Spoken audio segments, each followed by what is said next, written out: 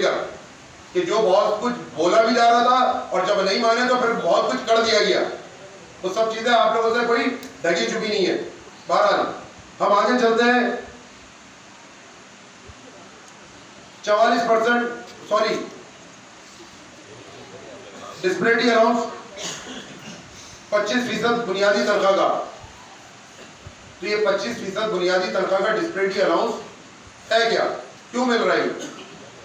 ये महंगाई से कंपेयर करके डिफरेंस अलाउंस है ये, कि उसके लिए वैसे तो उसको कंपेयर मतलब उसका जो है वो पूरा तो नहीं कर सकते, लेकिन क्योंकि 25% बढ़ रहा है और 200% जो है इजाफा पहले महंगाई में हो चुका है, तो ये उसकी बराबरी तो नहीं कर सकता, लेकिन चले फिर भी सरकारी तौर पर 25% जो दिया गया तो भाई वो तो दे दो। लेकिन इसके ऊपर किसी ने कोई आवाज नहीं उठाई, ना ऑफिसर्स वेलफेयर एसोसिएशन ने, ना कोर्ट ने अभी तक। इस पर लेटर सबमिट करा दिया। ये तमाम जितनी चीजें मैं जितनी बातें करूंगा ये ऑलरेडी मेरे पास तमाम लेटर्स मौजूद है, लेक्चर्स के साथ फ्लैगिंग हुई भी, हर चीज मौजूद है मेरे पास। मैंने इसीलिए तमाम डिपार्टमेंटों में पॉम्फलेट खुद जाकर दिए और वो तमाम चीजें अपने साथ लेके चला कि जो है अगर किसी को देखना हो तो यहाँ देख लो, वहां पर डायस हो सकता है, मैं सिर्फ पेपर दूर से दिखाऊं और आप दूर से देख रहे हो, इसीलिए मैं लेकर आया वहां पर तमाम डिपार्टमेंटों में तमाम चीजें कि ताकि आप अपने हाथ में यहाँ देख भी सको और पढ़ भी सको। तो डिस्पेरिटी अलाउंस का लेटर सबमिट कराया।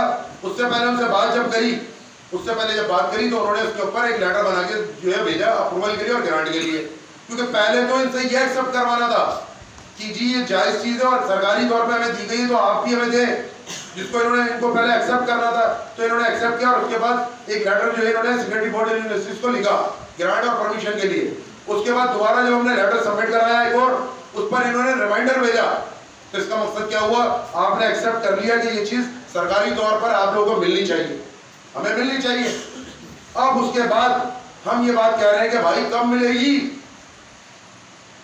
मतलब आपके पास ग्रांट आएगी तो आप देंगे, बाकी भी तो काम होते हैं ना, वो भी तो ग्रांट के इंतजार में नहीं बैठते ना आप उन पे, वो सारे काम भी तो चल रहे हैं। सिर्फ हमारे ही मसाइल में आके हमारी जो है बारात पर आके कब्जा लगती है ग्रांट की, तो ऐसा नहीं होना चाहिए। इन चीजों को दूर करें, इन कमजोरियों को दूर करें। इसलिए कि मैं भी ग्रांट पे भी आऊंगा और अभी फंड पर भी आऊंगा। अभी